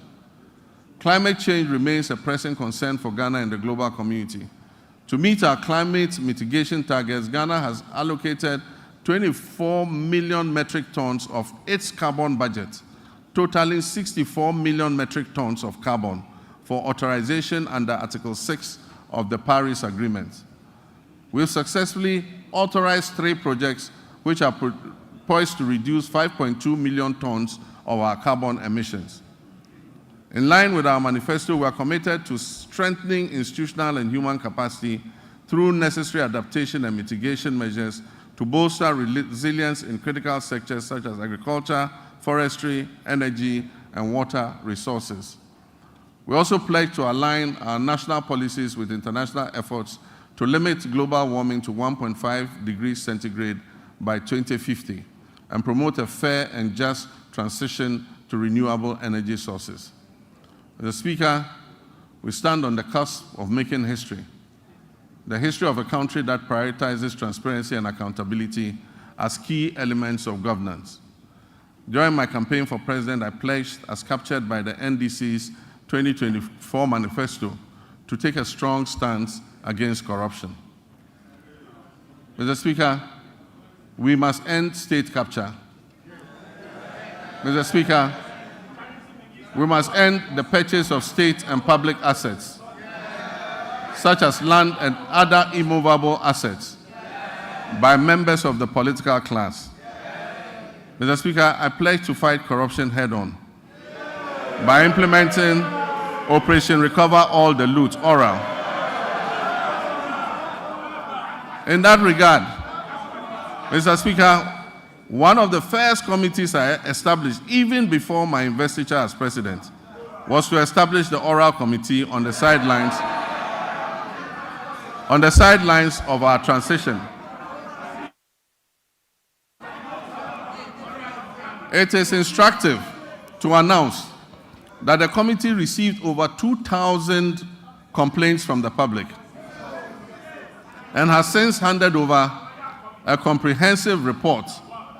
This report has been given to the Attorney General for further review, thorough investigation, and eventual prosecutions. Mr. Speaker, the recent arrest related to the unwarranted payment of $2 million of Ghanaian taxpayers' money in the Sky train saga, and then also the National Service Ghost Name scandal, mark only the beginning of a comprehensive response based on the oral committee's findings. Mr. Speaker, let me state that my commitment to fighting corruption will continue with the establishment of a unit at the presidency and the maintenance of the hotline, where complaints and reports regarding graft and corruption will continue to be received and transferred to the Office of the Attorney General. Mr. Speaker, we will shortly submit for consideration a bill to regulate and restrict the sale of disposal of public lands and state assets. Mr. Speaker, as soon as the 2025 budget is approved, government will immediately take steps to reform the existing anti-corruption agencies by increasing funding and improving transparency and accountability. Mr. Speaker, Ghanaians voted largely and overwhelmingly and endorsed the NDC because we demonstrated a strong commitment and abhorrence for corruption. We pledged to fight corruption and implement far-reaching reforms that will eventually achieve a sustainable zero-tolerance policy against corruption. Mr. Speaker, the justice and legal sectors play pivotal roles in ensuring accountability and fostering the fair, equitable treatment of all our citizens by the state and its agencies. Delays and uncertainties have plagued justice delivery in Ghana, leading many Ghanaians to perceive a politicization of the judicial process. The public trust in the judiciary's independence is alarmingly low. We must work together to restore confidence in the judiciary. My government will uphold the judiciary's independence and work with the Judicial Council and services to depoliticize justice delivery and collaborate closely with the Chief Justice to combat corruption effectively. Mr. Speaker, in line with our manifesto promise to reform and expand legal education, we have developed a legal education reform bill ready to be presented to Cabinet for approval and laying before this August House Parliament. Mr. Speaker, on January 30th, 2025, I inaugurated the Constitution Review Committee to undertake a comprehensive review of our fundamental law and ensure that it reflects the hopes and aspirations of our citizens. The committee is composed of distinguished scholars, jurists, and professionals who have made significant contributions to our nation in both the public and private sectors. They will engage Ghanaians and consult with the relevant stakeholders and experts over the next 6 months. Their findings will ultimately be presented to the public for approval, followed by submission to Parliament for enactment into law, and referendums will be held where necessary. Mr. Speaker, I'm pleased to report that Ghana's internal security remains stable, despite developments primarily rooted in chieftaincy disputes. We firmly believe that even amidst conflict, it is essential for our citizens to coexist peacefully and seek amicable resolution to these disputes. We will initiate comprehensive reform across all security agencies to strengthen our national safety and security. One area that has garnered significant public scrutiny is the recruitment process within our security forces. Accusations of politicization, favoritism, protocol, and selectivity have been prevalent. Let me assure you that we are committed to changing that narrative and fostering a more transparent and equitable recruitment policy so that all our young people who wish to serve in these services have an opportunity to do so. We are dedicated to enhancing the capabilities of the Ghana Police Service, the Prison Service, the Ghana National Fire Service, the Immigration Service, and the Narcotics Control Commission, the Customs Division of the Ghana Revenue Authority, and all investigative bodies operating under the Ministry of Interior. By motivating and re-equipping these agencies, we aim to effectively maintain internal peace and security. Mr. Speaker, I want to reaffirm this government's unwavering commitment to prioritizing the welfare and well-being of our brave men and women in uniform who sacrifice daily to uphold law and order and secure our nation's peace. We will invest in adequate equipment and suitable accommodation for our security personnel. As Commander-in-Chief of the Armed Forces, I want to emphasize our determination to strengthen our democracies.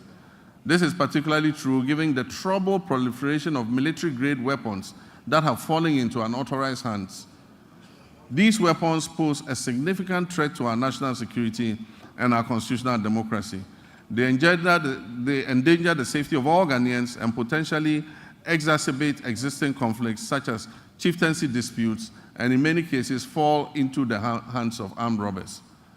Since taking office, we have pursued a responsible approach to account for these unregistered weapons while maintaining stability within the security apparatus.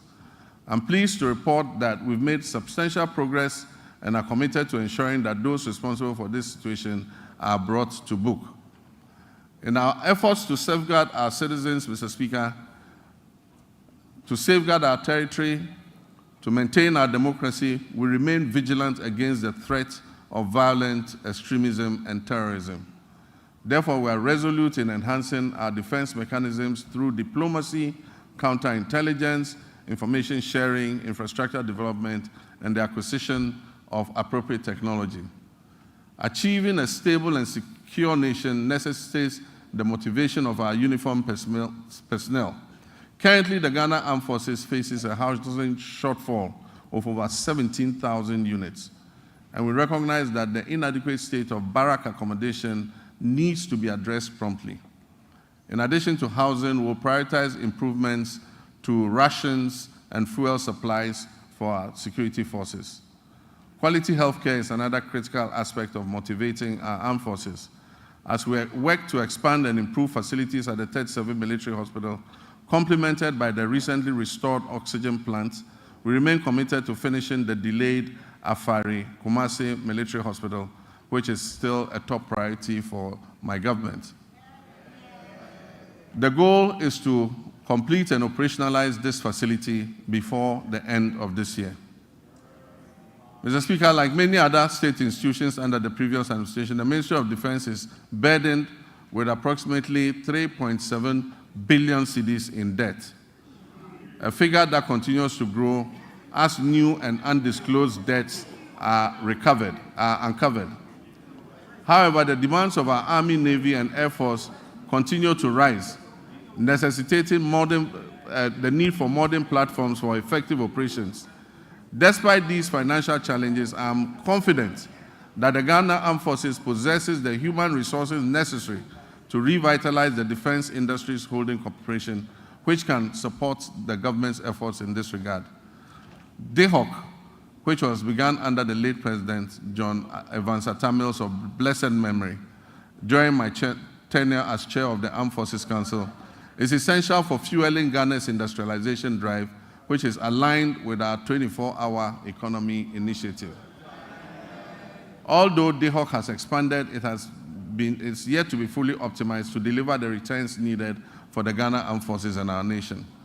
I've tasked the Minister for Defense with incorporating innovative and significant private sector participation into DHOC's operations to harness its considerable potential for economic growth. Mr. Speaker, Ghana's strong international reputation was reaffirmed by the historic participation of foreign leaders during the swearing-in of the President, myself, and Vice President Nana Jane Opoku-Agyeman on January 7th, 2025. Mr. Speaker, it reflects the confidence our country's stability and democratic progress has engendered in the international community. Ghana remains committed to its Pan-Africanist ideals, non-alignment, democracy, and global cooperation, and the rule of multilateralism, embracing a policy of friends to all and enemies to none. We'll continue to cultivate diplomatic ties based on mutual respect and shared values. Mr. Speaker, Ghana is open for business. Our policy on economic diplomacy focuses on export diversification, foreign investment, and job creation. A new blueprint and delivery unit at the Ministry of Foreign Affairs with clear performance indicators will be launched soon to ensure foreign engagements yield tangible benefits for our people. Because of emerging security threats, especially on our borders, Ghana is committed to security initiatives, particularly in the Sahel region. We'll maintain a continuous engagement with our Sahelian neighbors and continue to work with them to resolve the difficult situation that they are confronted with. I've appointed a special envoy to help sustain diplomatic relations with our Sahelian neighbors, aiming to achieve their reintegration, if possible, back into our regional bloc. Mr. Speaker, we'll expand passport application centers nationwide to reduce processing times to 7 days. We wish that a passport will be delivered within 7 days from the date application is submitted. These comprehensive reports at the passport office is going to align with our vision of a 24-hour economy. The passport office is going to work 24 hours to process passports that have been applied for. Mr. Speaker, as we reset Ghana to serve Ghanaians better, government will also revamp the labor administration institutions in the country. We'll promote social dialogue and foster harmonious industrial relations among stakeholders. In the coming months, the National Tripartite Committee, led by the Sector Minister, will organize a national labor conference to discuss pertinent issues affecting labor and employers. The recommendations are expected to influence and shape government's policies and programs in this sector. Mr. Speaker, we will launch the Ghana Labor Export Program, which would allow Ghanaians to go abroad and work with countries that we have signed agreements in specialized areas like engineering, technology, welding, carpentry, masonry, and nursing, teaching, and so many and so forth. The government will maintain strict fiduciary responsibility for the operation of the National Pensions Regulatory Authority and the Social Security and National Insurance Trust. This year, the NPRA will fully automate its internal operations and the pension industry will be regulated. This is critical to safeguarding the growing pension fund assets. As part of measures to increase pension coverage in the informal sector, which currently stands at only 11%, the government will implement an informal sector pension inclusion initiative to increase participation in micro-pension schemes. Decentralization has been at the heart of our government system, yet key players in the process, such as assemblymen and women, often face neglect and inadequate compensation. Mr. Speaker, I did promise to pay modest allowance to our assemblymen and women, and I'm committed to keeping this promise. The Honorable Minister, when he presents the budget to this House, would have a provision for allowances for assembly members. Mr. Speaker, I have just unveiled the state of the nation as I came to meet it. I've also disclosed several measures that I intend to take to address the challenges we have inherited. Nonetheless, no matter how well-intentioned our efforts to reset our economy are, they will not yield the desired outcome without the support of the people of Ghana. And so to my dear countrymen and women, you have clearly and unmistakably expressed your displeasure with the poor governance and corruption that has existed in the past. Mr. Speaker, some of our compatriots did so even at the peril of their lives, just as our 28 February crossroads shooting national heroes did in the Gold Coast. May all such martyrs of democracy, those who have died in the process of elections and in the process of just exercising their civil rights, may they rest peacefully in the bosom of the Lord. Mr. Speaker, we will, as I promised, investigate these deaths, and we will provide appropriate compensation to the families of those who have died during the elections. My brothers and sisters, you gave me a compelling mandate that leaves no one in doubt about your expectations of me and my government. You embraced the vision to generate new and well-paying jobs through the 24-hour economy initiative. The arrogance of power that you so much abhor will be a thing of the past. I will enforce and demand the highest standards of performance from those I have chosen to work with me to improve the circumstances of our country. I'll publish a code of conduct that they will be strictly made to abide by. Mr. Speaker, it would be remiss of me if I didn't admit that the entire economic value chain is currently in the internal ICU, in the ICU. As I recall mentioning a few intensive care units, as I recall mentioning a few years ago when we were still in opposition, the economy is even worse than we had envisaged. But this gives us ample opportunity to be innovative in our efforts to resuscitate it. And so what are the key takeaways from me for the people of Ghana? 1, that we shall fight corruption effectively. 2, that we shall run a lean government of no more than 60 ministers. 3, that we shall realign the ministries, agencies, and departments to eliminate duplication.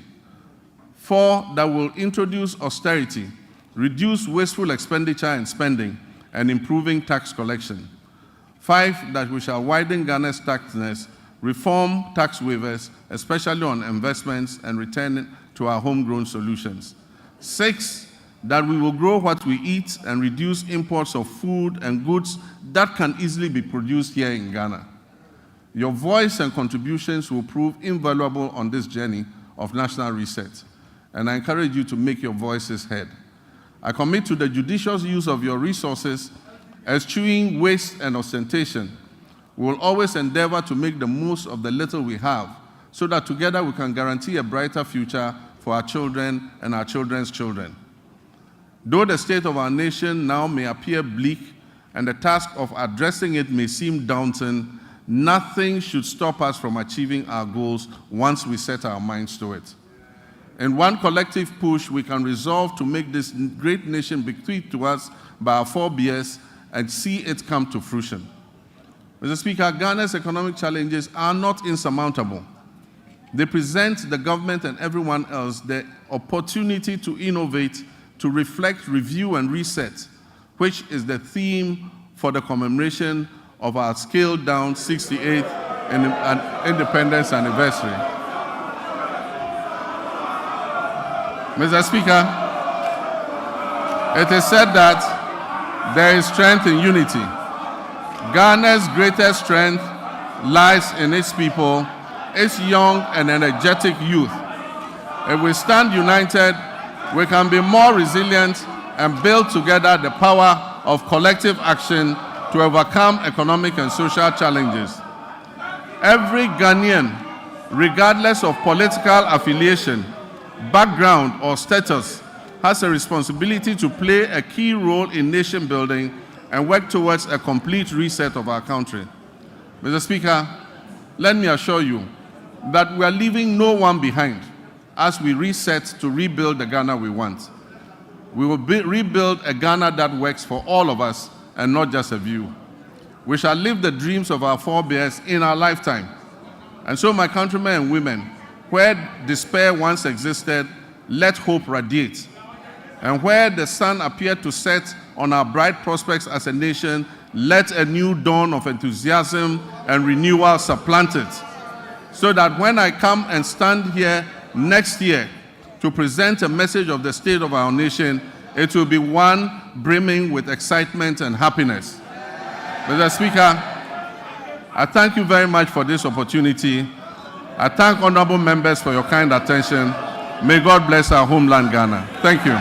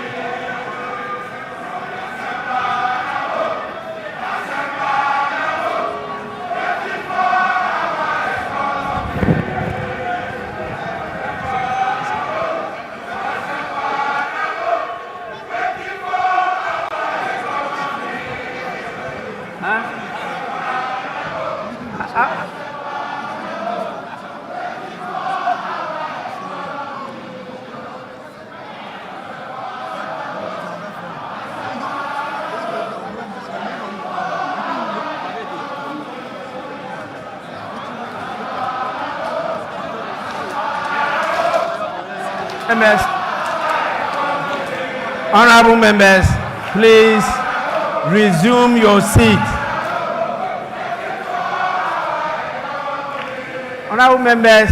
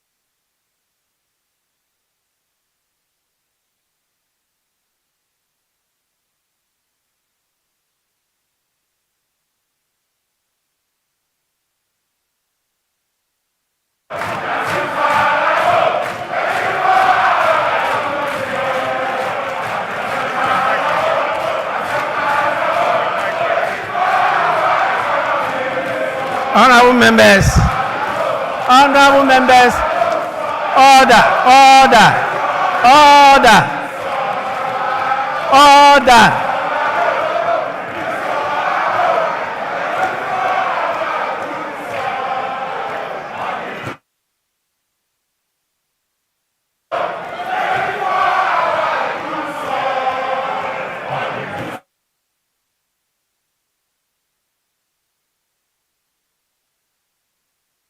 Order, order, order.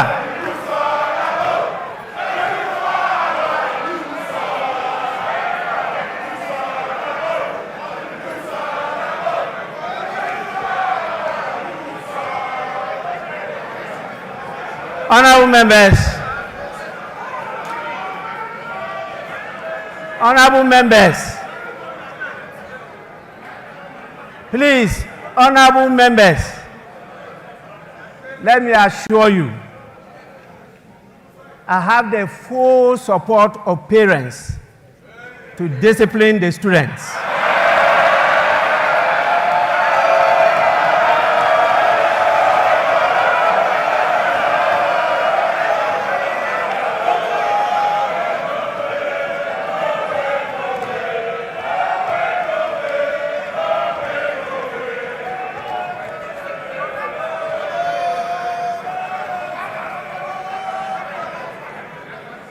I will not accept any apologies again. Honorable members, in accordance with Standing Order 72, Rule 4, I convey to His Excellency the President the gratitude of the House for the address. Honorable members, again, in accordance with the practice of this House, a formal communication will be forwarded to His Excellency the President after the House has thoroughly debated this address. So you will soon have your say. In accordance with the standing orders of the House, I want to know from the Majority Leader any indication regarding adjournment of the House. In other words, Honorable Leader, can you move for an adjournment?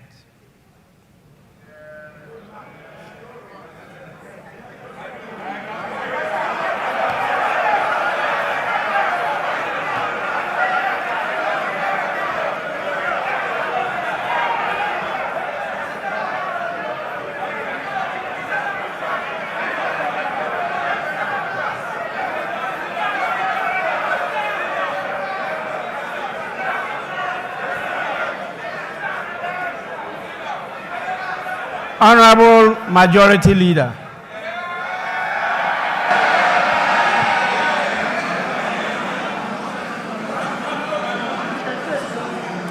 Thank you. Thank you very much, the Right Honorable Speaker. Right Honorable Speaker, we wish to thank His Excellency the President for fulfilling his constitutional obligations under Article 67 and duly presenting to us a message on the state of the nation. So, Speaker, things are clearly bleak. So, Speaker, I see on this side of the House my colleagues in black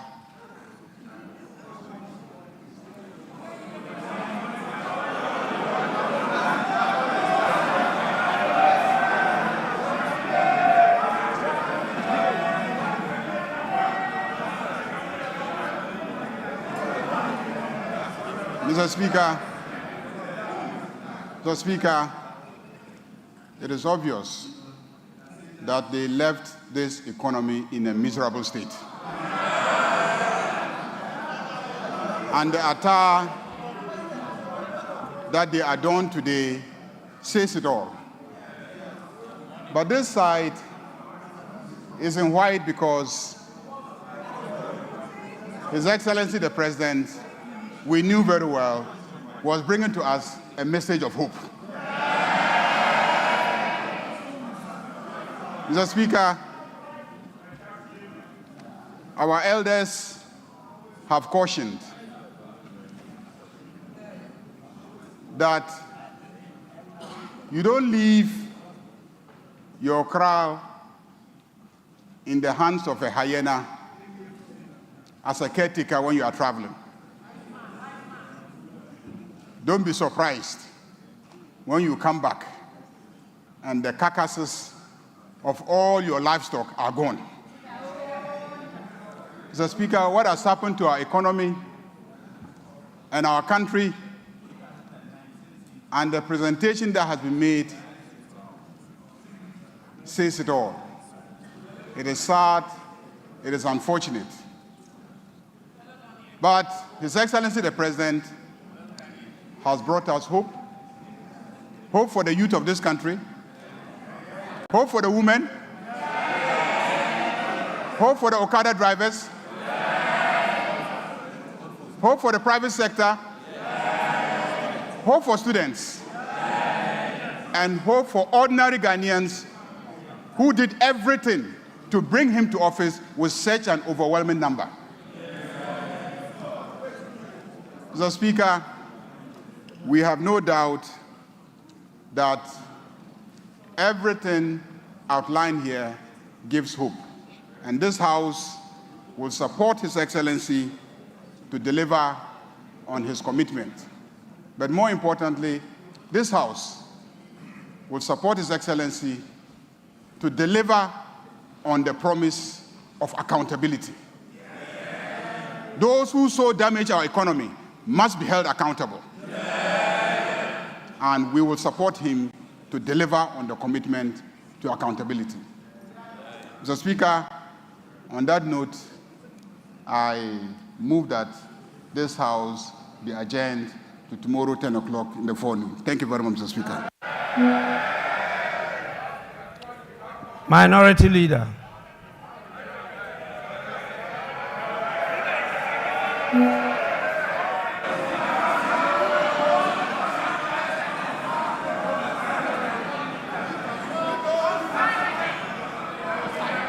Mr. Speaker, let me, on behalf of the Minority Caucus, congratulate His Excellency, the President, first on his election. This is the first time after the election that he's been to this chamber and to deliver a message on the state of the nation. Our side take this opportunity to congratulate you and wish you well. Second, Mr. President, on the 21st of February 2013,